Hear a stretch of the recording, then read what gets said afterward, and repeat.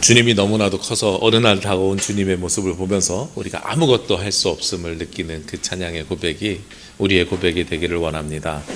하나님의 사랑은 우리가 감당할 수 없을 만큼 너무 크신 사랑입니다. 그래서 너무 큰 것 앞에 서면 우리가 아무 말도 못하는 그 고백이 우리의 고백이 되고, 그리고 하나님을 향한 고백이 될 때에 주님의 사랑이 우리 가운데 임재하게 될 줄로 믿습니다. 가을이 이제 끝이 나기 시작하잖아요. 12월이 되면 이제 겨울이 된다고도 이야기하는데, 제주 와서 잊어버렸던 것 중에 하나가 가을에 보여지는 빨간색 단풍과 노란 은행나무 단풍입니다. 제가 너무나도 선명하게 기억이 남는 장면이 있는데, 서울에서 수유리 대학원을 다닐 때 제가 집에서 차를 가지고 학교 대학원을 이렇게 쭉 갈 때에요, 은행나무 길이 이렇게 쫙 펼쳐져 있는 길이 있어요. 그래서 가을에 그 길을 갈 때면 노란 것들이 이렇게 우두두두 떨어지면서 너무나도 아름다운 모습을 보면서, 그 노란 은행나무 길의 저 끝에는 뭐가 있냐면 북한산이 있고 그 위에 파란 하늘이 있고, 야, 이거 너무나도 아름다운 모습이다, 이런 것을 생각하면서 갔거든요. 그런데 같은 날 동시에 그런 뉴스가 나오죠. 서울에 은행이 너무나도 바닥에 많이 떨어져서 냄새가 심해서 사람들이 불편을 겪는다, 뭐 이런 이야기를 하는데, 제주에서 벌써 12번째 가을을 맞이하면서 보지 못하는 것이 무엇이냐면 은행나무예요. 은행나무를 보지 못했는데 이번 달 초에 육지에 왔다 갔다 하면서, 아, 오랜만에 가을에 빨간 단풍과 은행나무를 많이 봤구나 하는 생각이 들었습니다. 근데 오늘 장로님 기도하신 기도 내용이 너무나도 기가 막힌데요, 가을이 끝이 나면서 예쁜 철을 따라 맺었던 그 예쁜 빛을 이제는 다 떨어뜨린다고 기도하셨잖아요. 너무나도 은혜로운 기도인 것 같아요. 하나님의 창조 섭리가 너무나도 놀라운 것이, 가장 아름다운 예쁜 빛깔을 내고 나서 그 이파리를 스스로 떨어뜨립니다. 그리고 떨어진 그 잎은 어떻게 돼야 되냐면 스스로 썩어지는 거예요. 스스로 썩어져야 그것이 다시 생명으로 내년에 다시 태어나게 되는 겁니다. 그게 하나님께서 만드신 너무 놀라운 섭리지요. 저는 농사를 짓지 않아서 잘 모르는데요, 그런 이야기를 들어본 적도 있습니다. 귤을 따는데, 귤을 따서 상품성이 있는 것들은 다 따가지고 팔고, 남은 것들은 어떻게 해요? 파치로 뭐 아는 분들 나눠주기도 하지만, 그것도 안 되는 것들은 다 따서 떨어뜨리죠. 다 따서 떨어뜨리는 이유가 있습니다. 그게 다시 그 땅에 썩어져서 또 다시 자양분이 돼서 다시 더 좋은 열매를 맺기 위한 것입니다. 하나님께서 만드신 세상은 이 모든 것들이 어떻게 하게 되어 있냐면 이렇게 순환하게 되어 있습니다. 순환해야 더 좋고 건강한 삶을 살아가는 거예요. 순환하지 못하면 어딘가에 문제가 생기기 시작하는 겁니다. 우리 몸도 마찬가지입니다. 우리 몸도 건강하게 살려면 가장 중요한 것이 무엇이냐? 호흡의 순환이고 혈액의 순환입니다. 호흡이 순환하지 못하고 혈액이 순환하지 못하면 우리 몸은 건강이 나쁘게 되고 아파하게 될 수밖에 없는 거예요. 제가 여러분에게 말씀드렸잖아요, 양압기를 쓰기 시작했다고요. 작년 12월 달부터 썼는데 이제 거의 1년이 딱 돼갑니다. 제가 5월 달에 한번 설교하면서 이 말씀을 드렸고 7월 달에 한번 말씀을 드렸는데 중간 보고를 계속 드리고 있어요. 아, 양압기 쓰니까 세상이 달라졌어요. 저는 혈압이 이렇게 쭉 떨어져 가지고 저같이 이렇게 등치가 큰 사람이 빈혈 증세가 있어서 오히려 어떻게 해야 되나 의사하고 이야기하게 됐고, 뭐 이런저런 이야기들이 생겨났어요. 근데 이 모든 일들이 어디서부터 벌어지는 것인가? 제가 코골이가 너무 심해가지고 양압기 쓰기 시작했는데, 수면검사를 해봤더니 작년 요맘때 6시간 동안 수면검사를 하는데 제가 무호흡으로 호흡이 없었던 게 1분 이상 무호흡이 42번이었대요. 14번 이상이면 양압기를 써야 되는데 42번이라는 건 6시간 자는 동안에 42분은 숨을 안 쉬었다는 이야기예요. 엄청난 이야기잖아요. 그러다 보니까 뭐가 공급이 안 돼요? 뇌에 산소가 공급이 안 돼요. 그러니까 산소를 공급하려니까 피를 어떻게 해야 돼요? 심장이 세게 보내야 돼요. 그러니까 혈압이 올라가고, 그리고 뇌에 산소 공급을 해야 되고 이런 것들이 악순환이 됐던 거예요. 근데 양압기를 쓰면서 강제로 호흡을 계속 넣어주니까요. 굳이 심장이 세게 짤 필요가 없어요. 머리에 산소 공급이 잘 돼요. 그러니까 공기의 순환이 잘 되고 그리고 뭐의 순환이 잘 돼요? 혈액의 순환이 잘 돼요. 그러니까 그 모든 수치들이 다 좋아졌어요. 지난 11월 11일 날에도 제가 정기검진 받으러 저는 3개월에 한 번씩 정기검진을 받고 있는데 피검사라고 수치를 내는데 의사 선생님이 그 얘기를 또 하세요. 선생님 1년 동안 도대체 무슨 일이 일어난 겁니까? 3개월에 한 번씩 검사 받을 때마다 약을 한 단계씩 낮췄는데 이제는 약을 어떤 걸 끊어내야 될지를 고민해야 되겠습니다. 근데 끊어내면 이상이 있을 수 있으니 더 이상 줄일 수 있는 건 없고요. 요게 조금 더 유지되거나 기준치 이하로 내려가게 되면 그때는 끊는 거를 고민해 봅시다. 얼마나 감사하고 행복한 일입니까? 몸이 혈액순환만 잘 돼도 훨씬 더 건강해지는 걸 느낄 수 있는 거죠. 우리 몸에 제일 중요한 여러 가지 요소들이 있는데 심장도 있고 뇌도 있고 이런데 뇌 같은 경우가 되게 중요한 요소지요. 혈액이 순환하다가 막히면 큰일 나는 거거든요. 뇌졸중이라고 들어보셨죠? 다른 거는 다 증자인데 뇌졸중만 중자입니다, 사실은. 예, 중이에요. 저도 아버지가 편찮으시면서 검색을 뇌졸증으로 했더니 뇌졸중이라고 나오더라고요.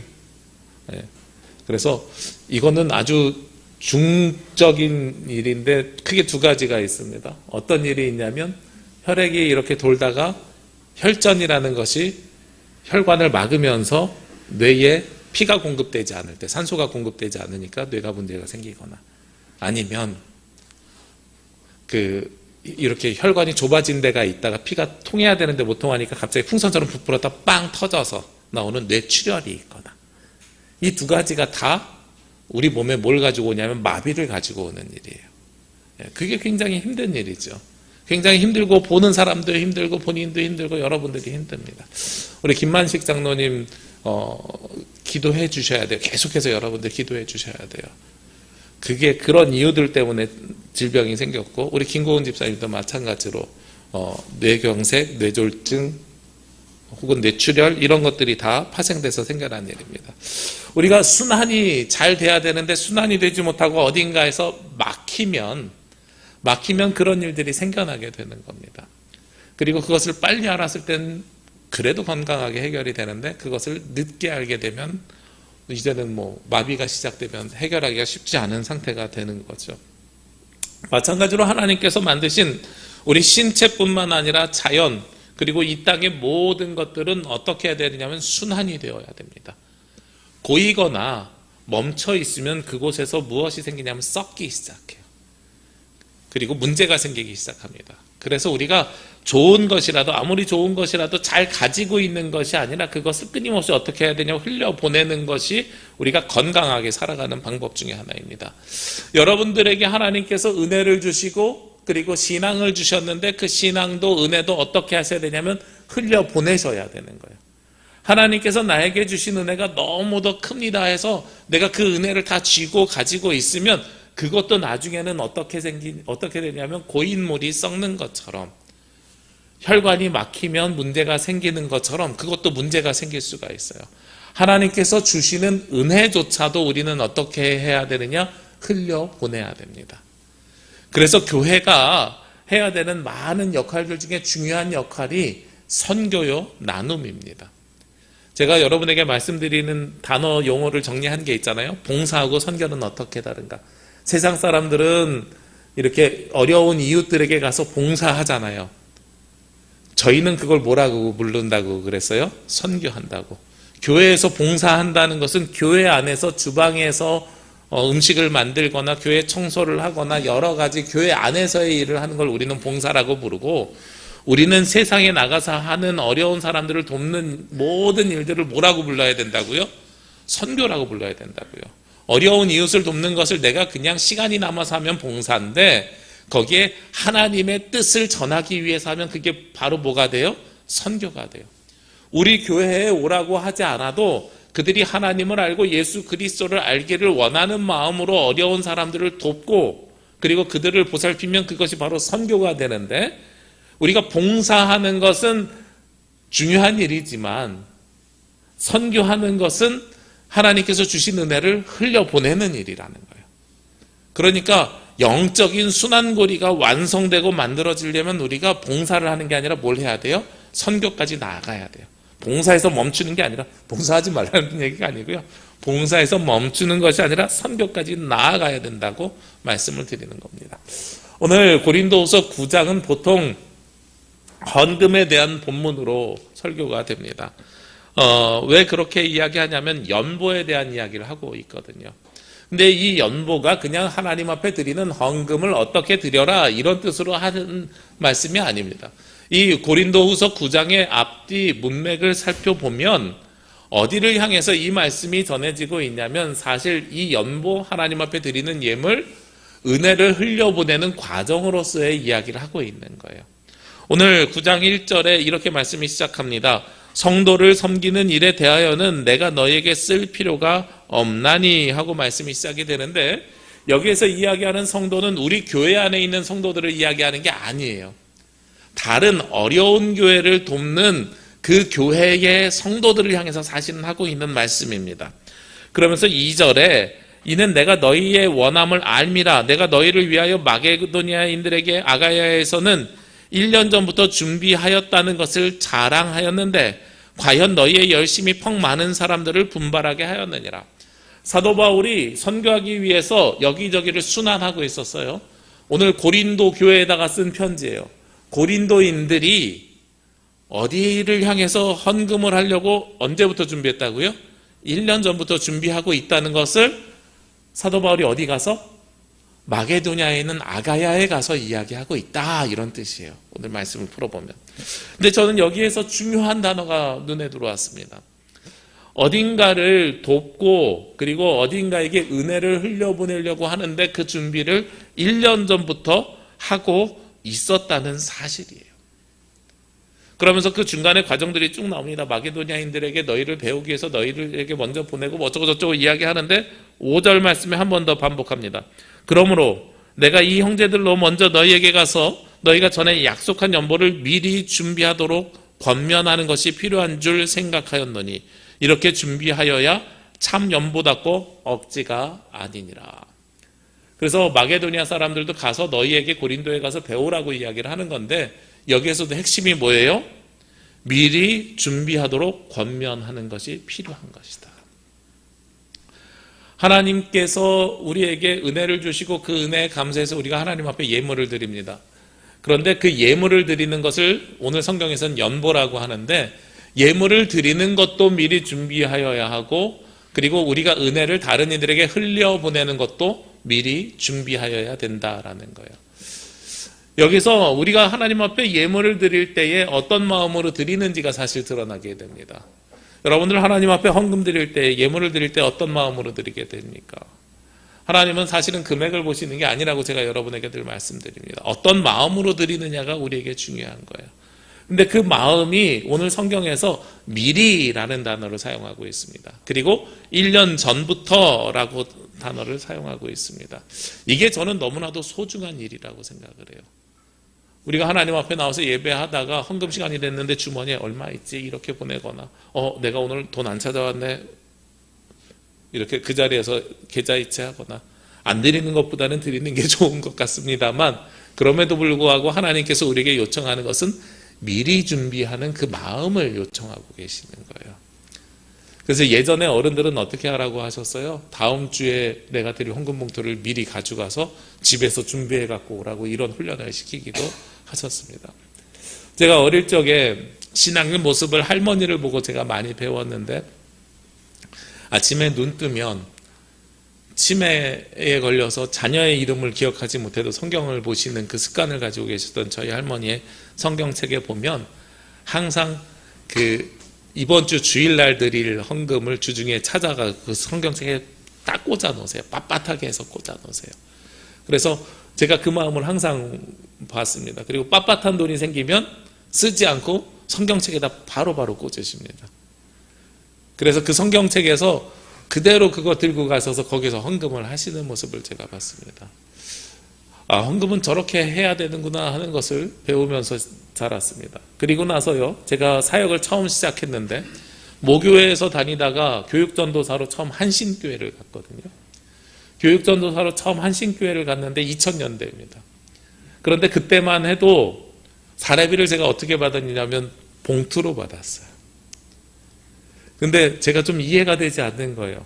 아니, 부목사님들은 다 계좌로 이체하는데 우리 교육전도사들만 주일날, 매월 마지막 주 주일날 담임 목사님실에 가가지고 거기서 두 손으로 이렇게 사례비를 봉투로 받는 거예요.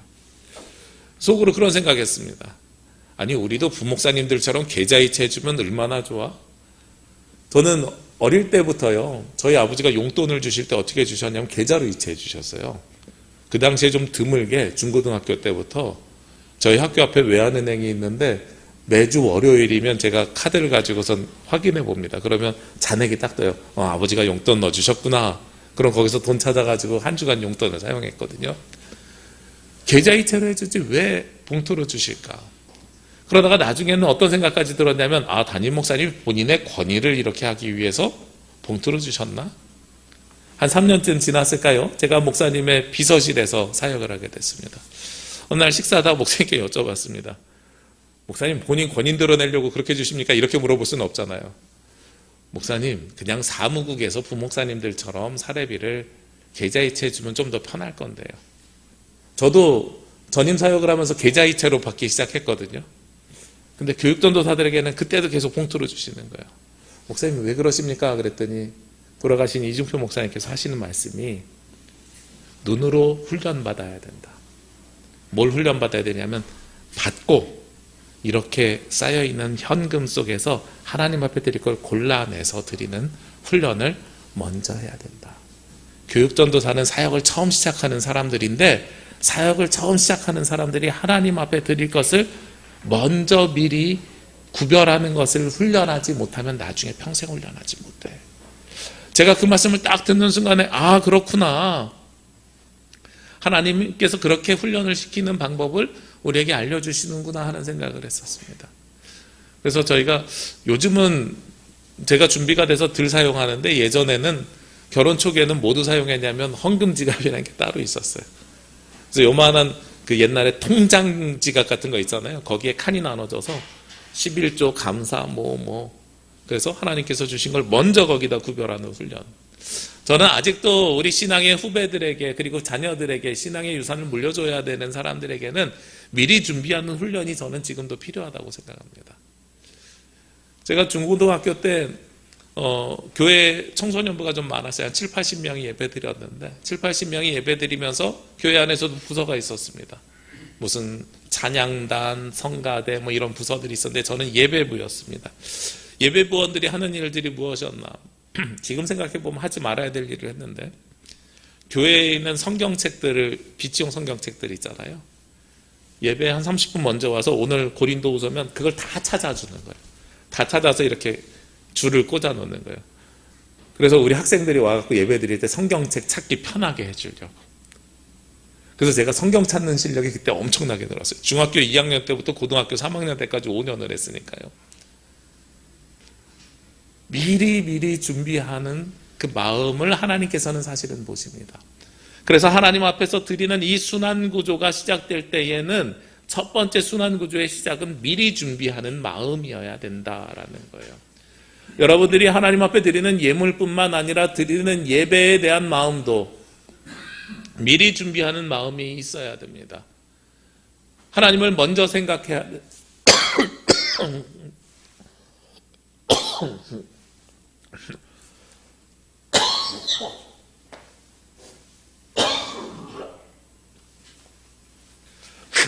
하나님을 먼저 생각하셔야 됩니다. 하나님이 먼저이고 미리 준비하고 그 생각이 먼저 선행되어야 그 다음 일이 이어지게 되는 거예요. 오늘 바로 6절 말씀에 그 말씀을 수식하고 있습니다. 이것이 곧 적게 심는 자는 적게 거두고 많이 심는 자는 많이 거둔다 하는 말이로다. 보통 이 말씀을 앞에 말씀이랑 연결시키지 않고요, 단독으로 떼서 말씀을 전합니다. 제가 설교를 오늘 말씀을 준비하면서 여러 자료들을 찾아봤는데 이 본문이 고린도후서 9장 이 7절의 본문이 6절의 본문이 어떻게 보통 설교되냐면 그래서 하나님 앞에 헌금을 많이 해야 돼. 헌금을 많이 해야 여러분들이 거둘 수 있는 열매가 많아. 이렇게 설교를 해요. 제가 예전에 들었던 한 부흥사에게 들었던 설교 중에 제일 지금도 잊혀지지 않는 설교가 절대로 하지 말아야 될 설교인데 어떤 설교냐면 이 본문을 가지고 받고 싶은 만큼 11조 하라는 거예요. 하나님께서 주신 만큼의 11조가 아니라 받고 싶은 만큼 11조 하십시오. 한 달에 1,000만 원을 벌고 싶으면 100만 원을 헌금하십시오. 1억을 벌고 싶으면 1,000만 원을 헌금하십시오. 제가 그 말씀을 듣다가 도저히 앉아있을 수가 없더라고요. 하나님 그런 분 아니십니다. 제가 확신하고 자신 있게 말씀드리는데 그렇게 물질에 비례해서 우리에게 은혜 주시는 분이 아닙니다. 이 말씀이 중요한 것은 이것이라는 건데 이것이 어떤 것을 우리가 이야기하는지를 아셔야 돼요. 여기서 이야기하는 이것은 무엇이겠습니까?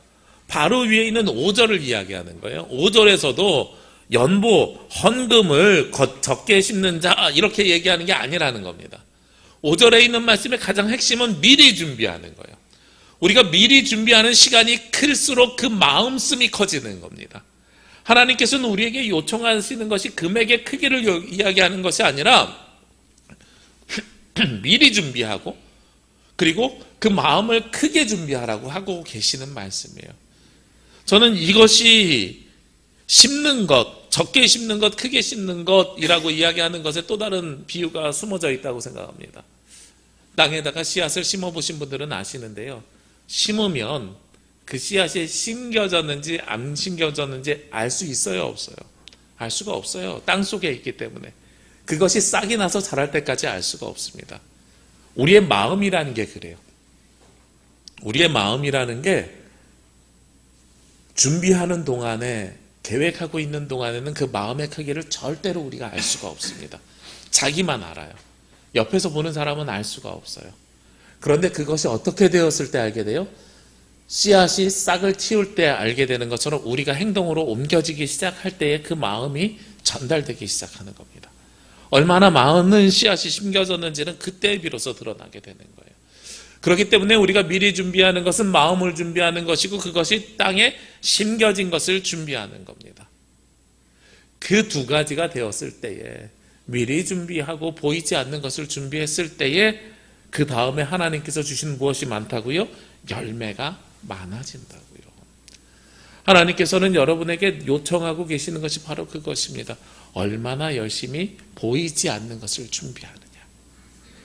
그리고 그것에 따라서 하나님께서 은혜를 부어주시고 열매를 부어주시겠다라는 거예요. 그러니까 자녀들에게 물려주어야 될 것도 무엇입니까? 저는 형식적인 것을 물려주고 그리고 교리적인 것을 물려주었을 때 나왔던 폐해가 지금의 30대, 40대가 교회를 떠난 현상이라고 생각합니다. 신앙의 겉모습만 보여줬어요. 그랬더니 자녀들은 무엇을 하냐면 엄마 아빠가 하는 겉모습만 아는 것이 아니라 그 마음도 자녀들은 알거든요. 집에서 맨날 마주하고 보니까 그것을 아는 거잖아요. 그러면 신앙생활에서 엄마 아빠가 어떻게 변화되었는지 얼마나 세상 사람들보다 선한 삶을 살고 있는지 하나님 보시기에 의로운 삶을 살고 있는지를 자녀들이 누구보다도 잘 아는 거예요. 그 자녀들에게 이 두 가지가 일치가 되었을 때에 신앙의 유산이 물려지게 되는 겁니다. 이것이 구별되면 절대로 물려질 수가 없어요. 요즘 20대 남성 젊은이들이 극으로 많이 간다고 하잖아요. 그 친구들이 극으로 가는데 놀라운 사실은 그들의 부모는 우리가 소위 이야기하는 386세대, 586세대라고 하는 민주화 세대였던 거예요. 왜 두 세대의 차이가 그렇게 클까? 뭐 학문적으로 아직 해결된 이야기는 없습니다만 제가 추정하는 이론 중에 하나는 그 세대들이 입으로 이야기하는 것과 자신의 삶과 너무 괴리된 삶을 보이지 않았을까?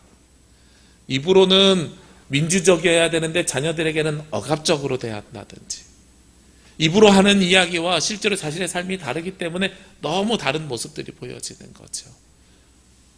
우리가 심는데 그 심을 때 무엇을 심어야 되느냐? 물질의 크기가 아니라 마음의 크기를 여러분들이 심으셔야 됩니다. 그리고 미리 준비하는 마음이 크게 전달됩니다. 내년에 이따 광고 때 말씀드리겠습니다만 일본에 방문하려고 계획을 하고 있습니다. 방문하면서 교회 한 군데를 방문하려고 지난 주간에 목사님이랑 통화를 했는데, 저희가 3월쯤에 방문하게 되면 아마 그때쯤 교회 개척 예배, 개척을 시작한 예배를 지금 열심히 준비하고 있어요. 드릴 수 있을 것 같다고 이야기합니다. 그래서 오셔서 개척하기 전에, 교회가 시작되기 전에 기도해 주시는 기도의 씨앗이 있으면 너무도 좋지요.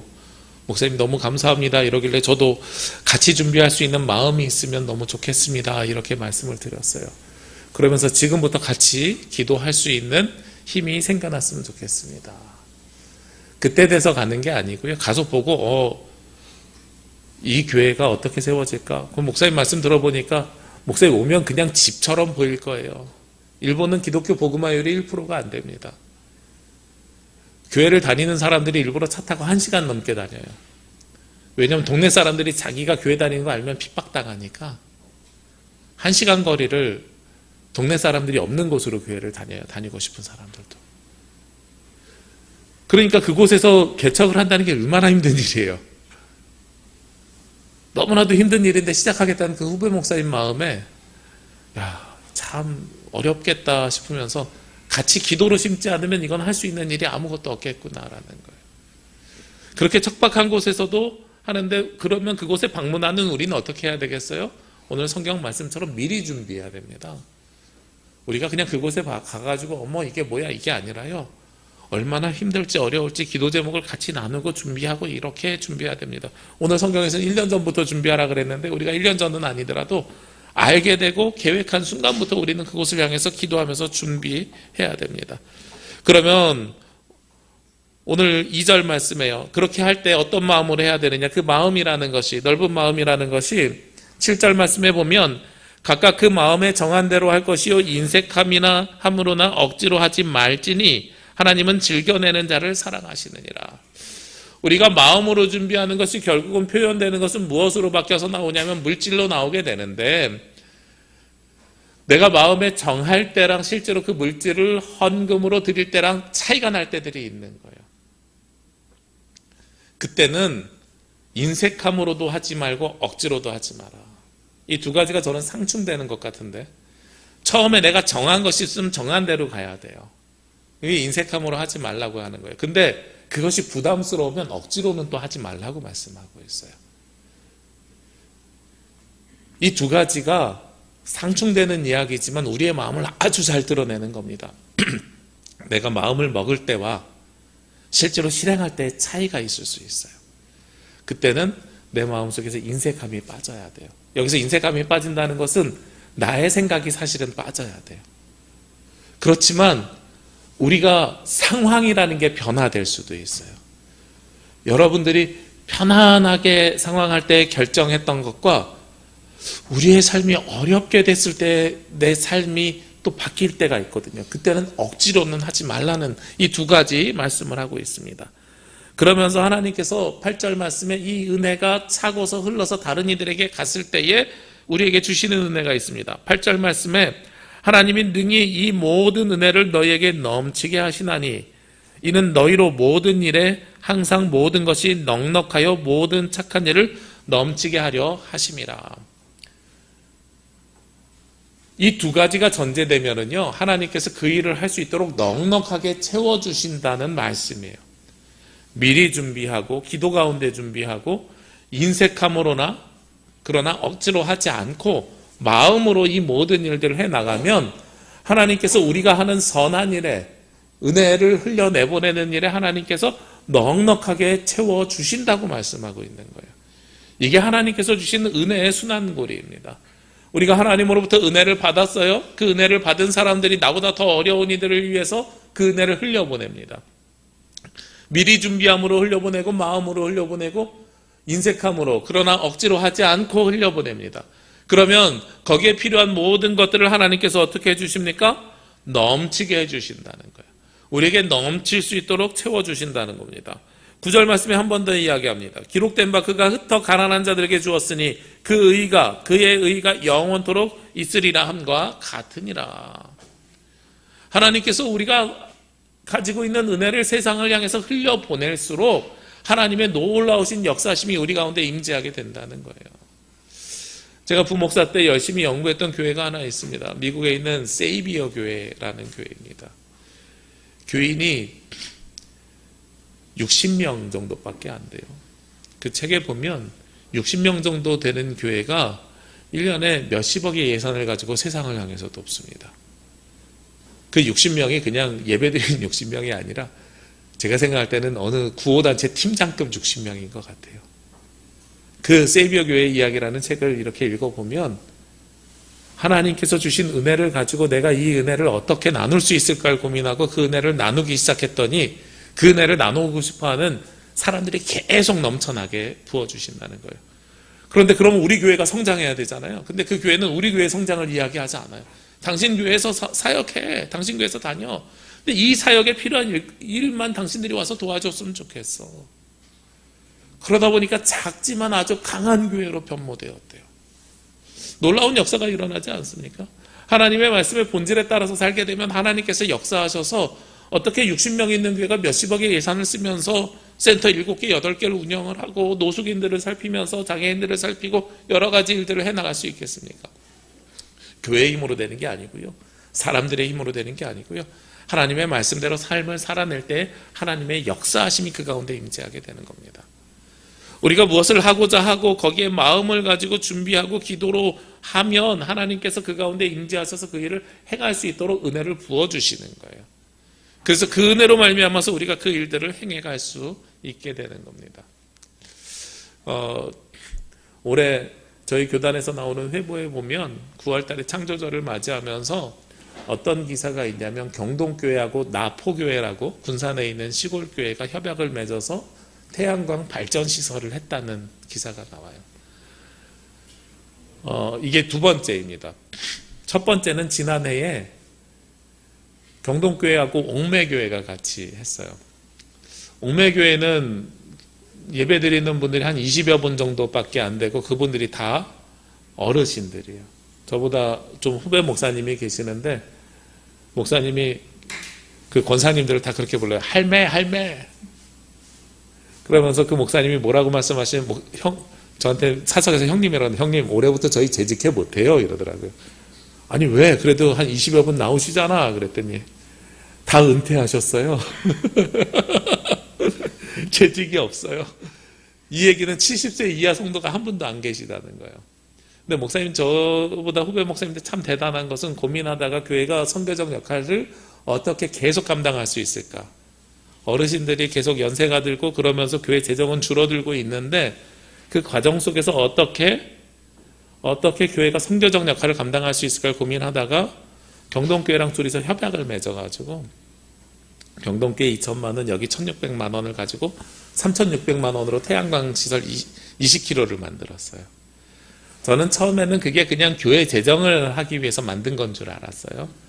3,600만 원을 투자했는데 1년에 얼마 정도 제가 오늘 말씀 전하려고 지난 주간에 통화해보니까 얼마 정도 수익이 생기냐 그랬더니 600 몇십만 원 정도가 생긴대요. 700만 원이 좀 안 되게 세금 빼면. 그거 수익률 좋은데 이랬더니 그거 가지고선 2개 교회 1년에 2개 교회에 자기네보다 더 작은 교회 목사님 사택에 태양광을 3kg짜리 또 하나 달아줬대요. 300 몇십만 원 들여서. 그래서 작년에 2개 했고 올해 2개 했대요.